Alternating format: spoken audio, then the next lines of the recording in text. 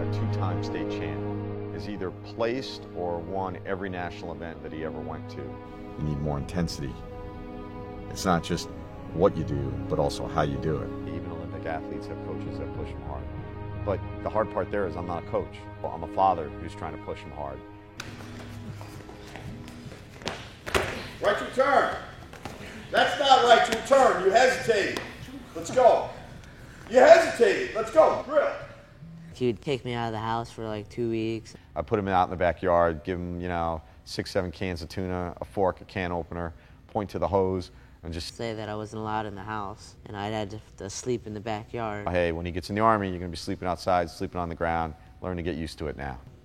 He moved me to a different state, and I lived in an apartment. It was pretty close to a welfare apartment, but we stuck him in a very inexpensive 2-room apartment by himself, 3 hours away, 3 states away. I didn't enjoy that. He was an honor roll student that year. I missed home. He had an undefeated season going into the conference championships. There was no one there that I knew. So he had an outstanding year all by himself. It was just a difficult thing for me to do. I was only a phone call away. Now, why did we do that? 2 reasons. First, obviously, there was a wrestling reason. Intense. Go. Intense. Another reason he did it was to develop him for the next step, which was to send him to Belarus. If you go, make sure you're ready to go. Because when you're going to go hard.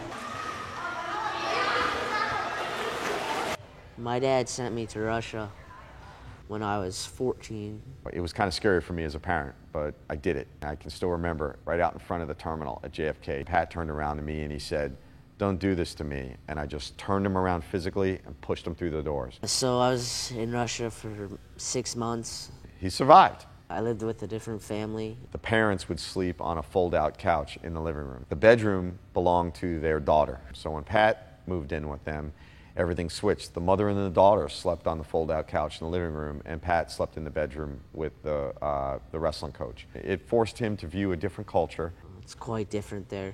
I was very impressed. It was difficult for me to communicate with people. We just thought if we're going to take him out of school, let's send him somewhere where it can help his wrestling, but also put him in a totally different environment and force him to survive, force him to adapt, force him to improvise. And that's exactly what he did. I didn't enjoy it over there. I didn't like Russia. I know it was a hard time for him, but I also know that it developed a certain level of mental toughness in him, a mental toughness that you can't gain on the wrestling mat. You understand? Yeah, you don't like hearing it.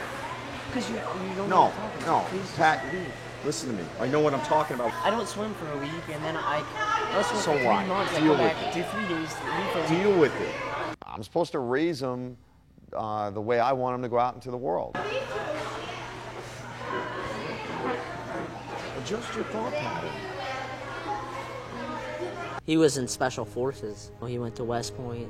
I think that's one of the things that has shaped him.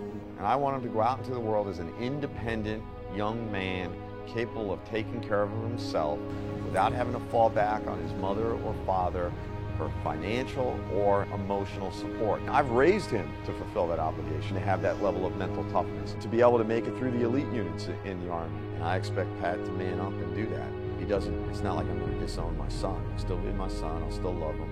We'll still have Christmas dinner together every year, all that type of stuff. Will there be a little bit where I won't respect him? Yeah, you're right, I won't. He lives in this country, he benefits from this country, he should give back to this country. I mean, I know he wants me to join the Army. Look, it's a hard thing telling a kid, to go in the military when we're at war. I mean, I could lose him. I hate to see young American soldiers dying on the streets of Baghdad, but I know that that's a 21-year-old who had a rifle in his hand who had the ability to fight back, and that's why they're there, because we don't have people blowing up women and children in the streets of New York. I mean, our family lost someone in the World Trade Center. A young girl. I mean, the soldier's the last person that wants the country to be at war, because the soldier's the one who feels the pain of war. I understand all that. We need young men that are willing to do this, so that those that are not willing to do it don't have to. And that includes my son. All this has been about preparing him to do that. I mean, just look at the 20th century.